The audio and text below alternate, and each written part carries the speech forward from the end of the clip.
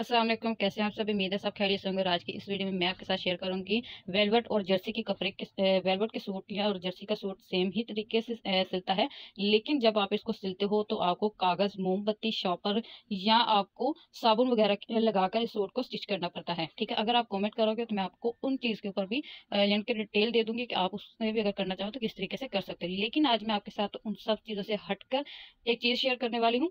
आप जब मशीन पर बैठते हो तो मशीन भी आपकी काफ़ी गंदी होती है और जगह भी आपके गिर्द काफ़ी गंदी हो जाती है। इसलिए इन सब चीज़ों से हटकर मैं आपके साथ एक चीज़ शेयर करने वाली हूँ।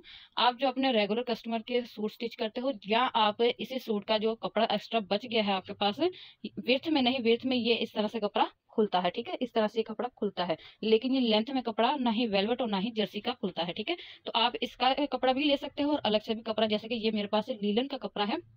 ठीक है, ये ले सकते हो। ये मेरे पास ऐसे प्लेन है। ठीक है, ऐसे प्लेन है। आपने इसकी एक एक इंच की पट्टियां कट कर लेनी है। ठीक है, तो इसके साथ मैं आपको बहुत ही इजी तरीका बताऊंगी। शलवार भी आप इसी तरह से स्टिच कर सकते हो और कमीज भी। कमीज के पीछे आपको अक्सरियत से मैंने आपके साथ जो शेयर किया है वो ये है कि आप जर्सी वेलवेट के कपड़े में पल्टा लगाकर उसको यानी कि कंप्लीट करो। अगर आपको नहीं करना, आपको पल्टा वगैरह नहीं पसंद, तो आप नहीं लगाना चाहते, तो ये चीज़ आप उसमें भी इस्तेमाल कर, कमीज में भी आप इस्तेमाल कर सकते हो।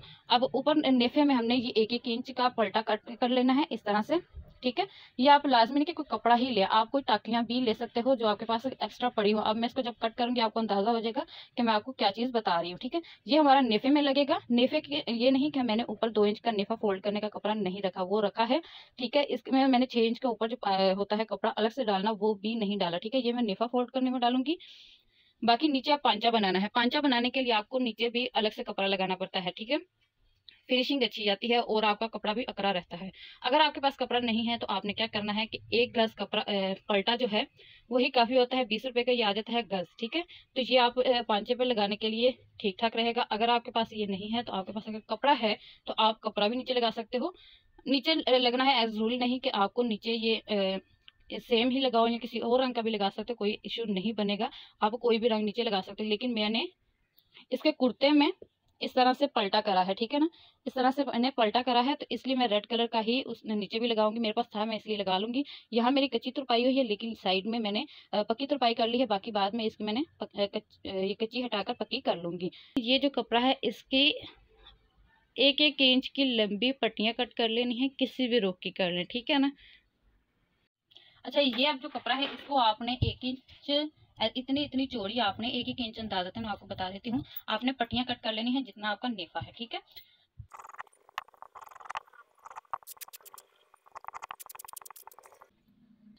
ये हमारा पांचे पर लगाने के लिए पलटा आ गया, ये हमारा नेफे में लगाने के लिए एक्स्ट्रा पट्टियां आ गई, और ये हमारा कपड़ा हो गया। अब हम सब एक्सेसरीज को लेकर हम चलते हैं मशीन पर और आपको इसकी स्टिचिंग बताती हूँ। कटिंग का लिंक मैं आखिर में दे दूंगी, आप उसको भी विजिट कर सकते हो। अच्छा, सबसे पहले जो ये शलवार में मैंने जॉइंट लगाने हैं ये मैं लगा लेती हूँ। ठीक है, इस तरह से जो जो आपने जॉइंट लगाने होते हैं वो आपने नीचे से ऊपर की तरफ लगाने, ना कि ऊपर से नीचे की तरफ, क्योंकि नीचे की तरफ हमने शेप एक ड्रॉ करके कट की होती है। नीचे की तरफ हम कपड़े यानी कि कट करके नहीं निकाल सकते, आसन की भी हमारी फिर दिक्कत आएगी। तो इसलिए ऊपर की तरफ आपने जितनी भी कमी है वो ऊपर की तरफ कंप्लीट करनी है। ठीक है, देखें इस तरीके से मैंने सारे ही जॉइंट लगा ली हैं। अब पहले हम नेफा फोल्ड करेंगे, फिर हम पांचा फोल्ड करेंगे। तो पहले नेफे में जो हमने ये वाली पट्टियां कट की हैं, तो ये वाली, इनका हमने इस्तेमाल किस तरीके से करना है वो है, थोड़ी सी इसमें हमने मेहनत ज्यादा करनी है। इतनी भी ज्यादा नहीं कि आपको अब यहाँ की सरदर्द लग जाए, बिल्कुल नॉर्मल सी थोड़ी नॉर्मल सी मेहनत इसमें बताने वाली हूँ। लेकिन आपका जो सूट है वो बहुत देर तक चलने वाला है, इसलिए मैं इन चीजों को आपको इस्तेमाल करने का तरीका बताऊंगी। तो चलते हैं मशीन पे। अच्छा, यहाँ पर मैंने इस तरीके से ये नेफा फोल्ड, यहाँ से मैंने इलास्टिक को डालना है, तो यहाँ से मैंने 2 इंच ऐसे इस तरह से मैंने ये 2 इंच 3 इंच की ओपनिंग रख ली है जहां से हम इलास्टिक को एंटर करेंगे।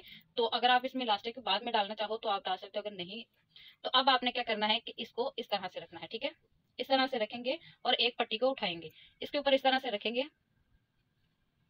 यहाँ पर, और टांका अपना बड़ा कर देना है। और जो है टांका अपना बड़ा कर लेंगे, और ये वाला जो पेच है यानी कि जहां से हमारा धागा आता है, इसको एक ही इतना सा बस हमने टाइट कर देना है। ठीक है, लूज नहीं करना, टाइट कर देना है। अभी यहाँ पर रख के हमने बड़े टांके की स्टिच लगा देनी है। नीचे वाला कपड़े को बिल्कुल ढीले हाथ से लेकिन सीधा करके रखते जाएंगे, और बिल्कुल इस तरह से किनारे पे रखेंगे, दोनों किनारों को ऐसे मिला के, ठीक है।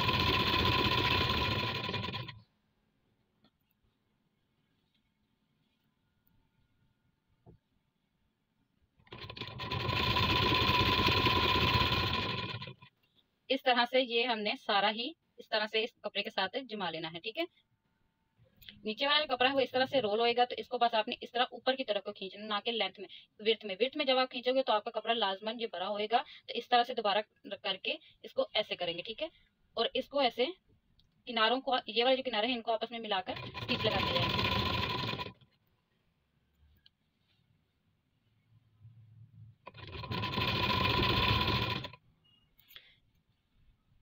जिस जगह पर आपका कपड़ा एंड होएगा वहां पर आपने दूसरा कपड़ा ऐसे ऊपर रखना है, ना कोई ज्वाइंट लगाना है, ना कोई फिनिशिंग देनी है, ठीक है। इस तरह से साथ ही हमने दोबारा से स्टिच को उठा लेना है और सारे में स्टिच लगा देना है।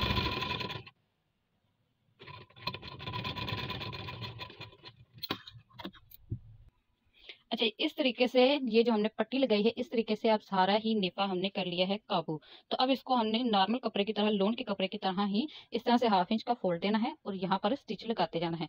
कोई मुश्किल नहीं, लगाकर बता देती हूँ।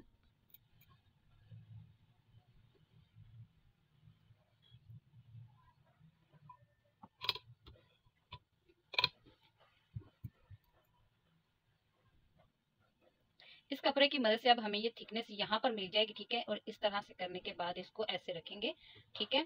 और अब सिलाई हमने बिल्कुल किनारे पर नहीं लगानी, ये जो आपका बूट है इतना मार्जिन आपने छोड़कर स्टिच लगानी, क्योंकि इसमें ये एक वूल टाइप होती है, ठीक है। तो कोई धागा स्टिच में आता है, कोई नहीं आता, तो इसलिए आपने इतने बूट का जो मार्जिन है वो छोड़ के लगा लेना। अगर आपकी प्रैक्टिस है तो आपने हाफ बूट का मार्जिन छोड़ना है, ठीक है। नहीं, अगर आप बिगनर्स हो तो कोई मसला नहीं, आप इतना ये जो बूट है आधे वाला, ठीक है ना, इसका आप गैप छोड़कर स्टिच को लगाओगे।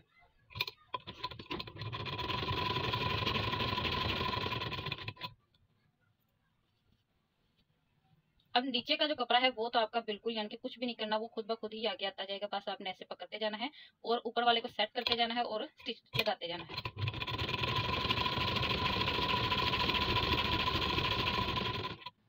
ये देखिए जी, मैं जो स्टिच लगा रही हूँ वो हाफ बूट पर लगा रही हूँ। आपकी प्रैक्टिस हो, आप बिगनर्स हो, तो आप जैसा आपको अच्छा लगे, जैसा आपको इजी लगे, आप वैसा कर सकते हो, ठीक है। इस तरह से कपड़ा आगे करते जाएंगे और अपनी स्टिच को लगाते जाएंगे।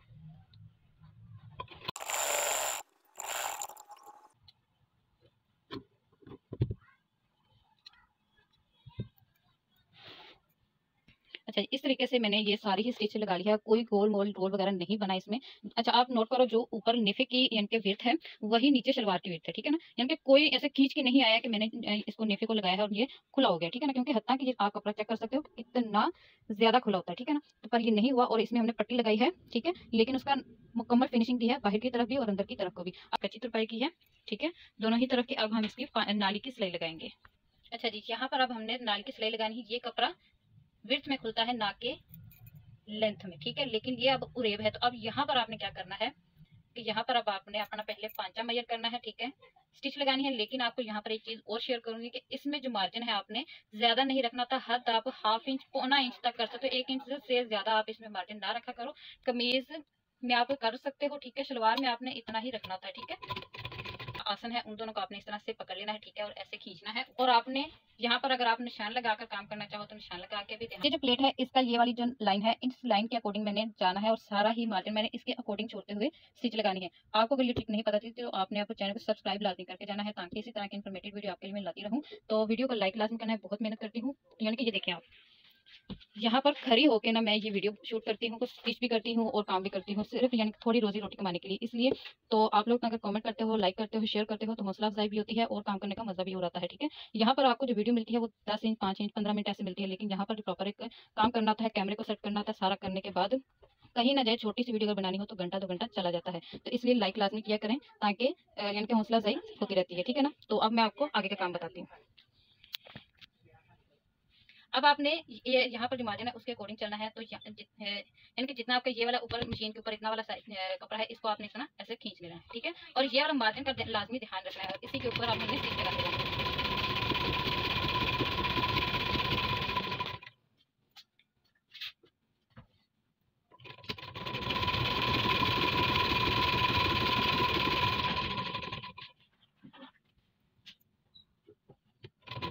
इस तरह से अगर आप लगाते हो तो आप जब इसको निकाल के खींचोगे तो आपको यानी कि दोबारा इसमें सिलाई नहीं लगानी पड़ेगी और ये आपकी सिलाई उतरेगी भी नहीं, ठीक है। अगर आप इसको सिंपल नॉर्मल शलवार की तरह स्टिच लगाओगे तो फिर आपकी ये वाली एक दफा यानी कैसे आप जब खींच, आखिर में बताती हूँ कि किस तरह से खींचना होता है, ठीक है।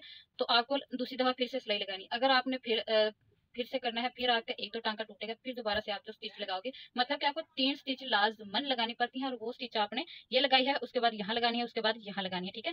तो वो भी मैंने तरीका आपके साथ शेयर कर दिया, वो थोड़ा सा यानी कि मेहनत ज्यादा करने वाला है। ये आपको मैंने एक चीज शेयर की है जो आपको लाजमन यानी कि अच्छी लगी होगी।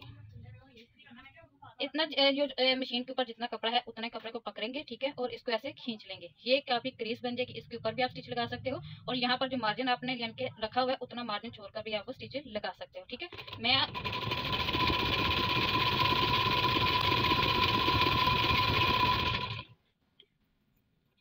वेलवेट में जो ये कपड़ा होता है यानी कि जो जॉइंट होता है, इसको आपने इस तरह से खोल कर स्टिच करना है। मैंने धागा खत्म कर लिया है, अब पहले धागा भरेंगे। धागा हमारा बिल्कुल खत्म हो गया है, तो यहाँ पर अब मैंने नीले रंग का सूट स्टिच कर रही हूँ, ठीक है, और यहाँ पर काले रंग की नलकी लगा ली है। वेलवेट के सूट में आप इस तरह से लगा सकते हो क्योंकि ये सिलाई बीच में घुस जाती है, ठीक है। तो आपको फिर यानी कि आपको यहाँ पे कस्टमर को ये यानी कि प्रॉब्लम नहीं देता। अब ये नहीं कि अब नीले रंग का सूट है तो आप रेड कलर की स्टिच लगाओ, नहीं, आप कोई मिलती जुलती इसमें स्टिच लगा सकते हो। बाकी जो ड्रेसेस हैं उनमें आप ये काम नहीं कर सकते।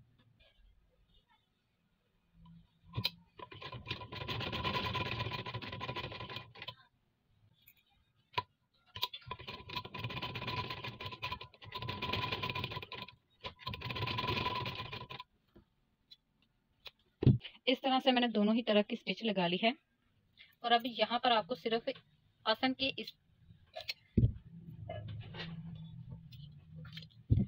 दोनों तरफ एक एक छोटा छोटा कट लगाना है, ठीक है। कट नहीं लगाना, इस तरह से पकड़ के आपने कट लगाना है, ठीक है।